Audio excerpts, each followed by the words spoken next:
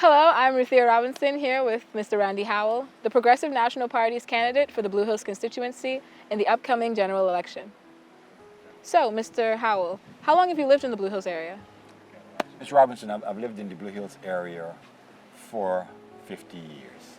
I've spent a year in the Bahamas, and I've spent another year between the United States and Switzerland. It's really adventurous. Adventures. So, if you could pinpoint it, what inspired you to run for this election this year? Since the year 2009, after the Commission of Inquiry and the interim government took over, Blue Hills has become somewhat forgotten.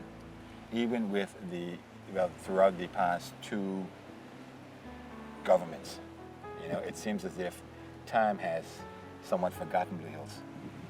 And so I thought it necessary that I put myself forward to potentially become the next representative for the Blue Hill area in the House of Parliament.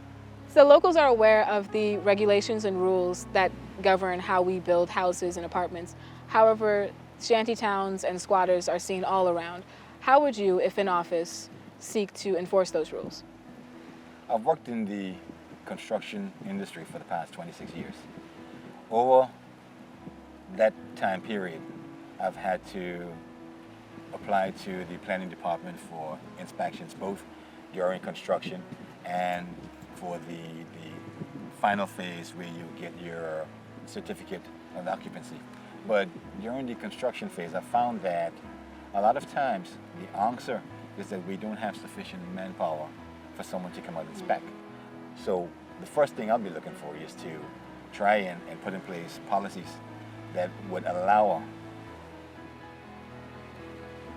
the opening, more staffing in that department to provide those on-the-ground physical inspection. I think through doing so, everything has to go through planning for approval before you can build. And they have to go out and inspect. And through so doing, they would notice any shanty towns taking ground, and they can put that to a stop. With the increase in the amount of residents living in the Blue Hills area, there are going to be more houses and apartments being constructed, Yes. which would eventually lead to more garbage and sewage. How would you, if in office, plan to dispose of the excess waste? I've had the opportunity to meet with the driver and the two workers with the garbage truck currently working in the Blue Hill area. And they said to me that the way they're working it is one day for Bay Road, the next day for Millennium Highway. Mm-hmm. I think that's not sufficient. So one of the things I would do is try and add another truck or two so that garbage can be collected on a regular basis. Not, skip 2 days or skip a day. No, every day, right? Okay. I would do that. In terms of what was the next question? In terms of sewage disposal? Sewage disposal. I would encourage residents as they build to either install cloudgesters, the clear stream systems, wastewater treatment plants. But those can be rather expensive. Because of the expense that they can bring about. I would also suggest the possibility of building septic tanks out of concrete with 3 compartments. One compartment can be treatment, pre-treatment, and then the last compartment can be the wastewater runoff, Mm-hmm. which can be used to irrigate your landscape and beautify your property. Okay, so there's an attractive portion to that. Well, yes. Okay.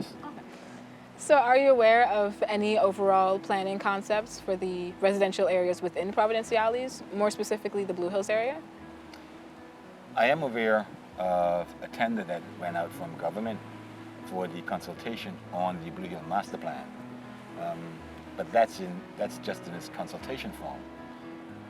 Me, myself, I've met with a few young architects and I've asked them if it's possible to take the cadastral map of Providenciales, Blue Hills section, and overlay it with a CGI of how it can look, right?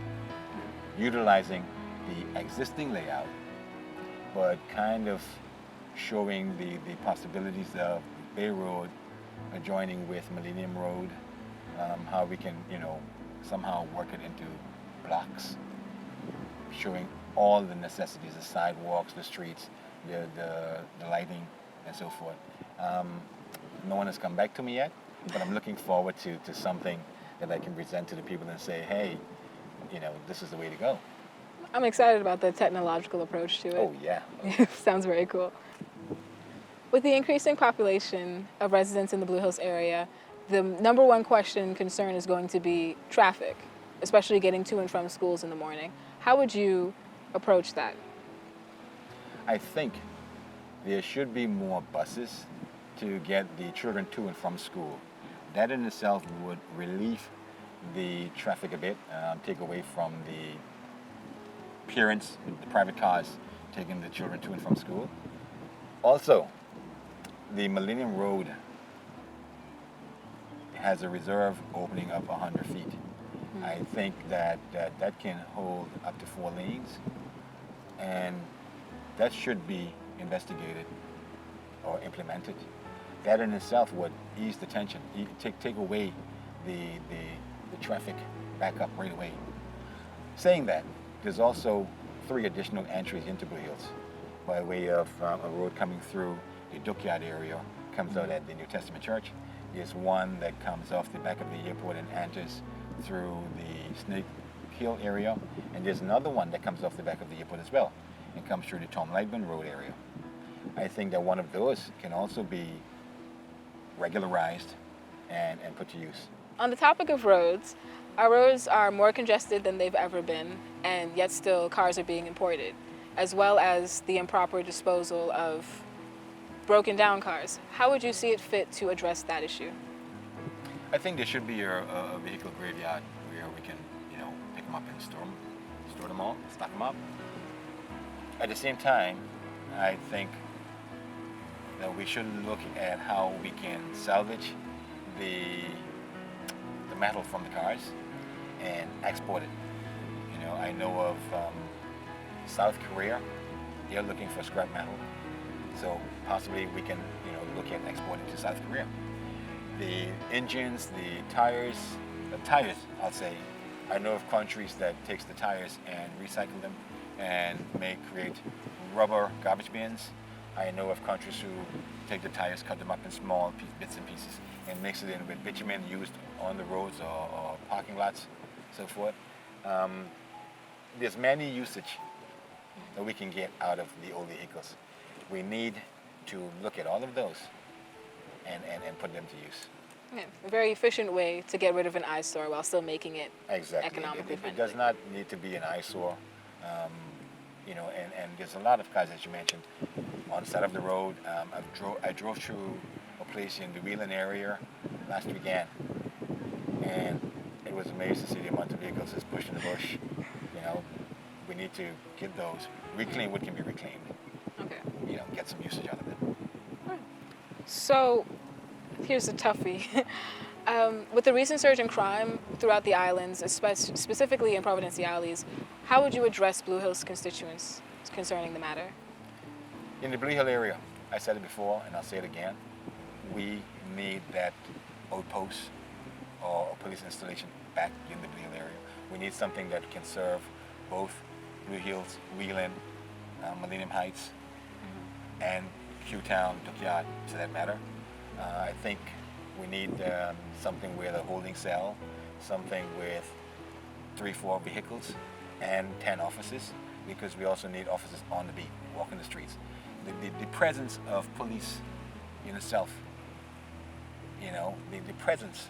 It says a lot more. It says, I think we would see a reduction in crime right away. At the same time, I would say to the residents of Blue Hills, we are our brother's keeper, and I must be vigilant of my neighbor's property, right? If I see anything going on suspiciously around my neighbor's house, whether you be alongside me or down the road from me, I think I should give you a call, report it to you, call the officers and say, hey, something's happening here, check it out, So we need to create that neighborhood watch, be vigilant of each other's property, be careful one another, and through so doing, I think we can rid our community, our constituency of these criminals. This year, my generation will be eligible to vote in the upcoming election. Do you have a strategy for reaching out to us? I am planning to reach out to your generation by way of any and every social media outlet that I possibly can. Also, I am forming small group meetings because I very much want to carry out this interactive meeting where you can ask me questions. Not something that not a list of questions that you give me, I can go home and think about them and put my answers in my head. No. I want the young people to catch me on the spot, per se, ask me their questions. Let us discuss the issues of today. Let us discuss issues of the future, right? And we can talk about yesterday if necessary. I really want them to understand that I'm not just old guy. I'm here for them as well. I'm looking out for them as well. They are the leaders of the future. The future is in your hands, literally. So with that being said, do you have any last words for your constituents?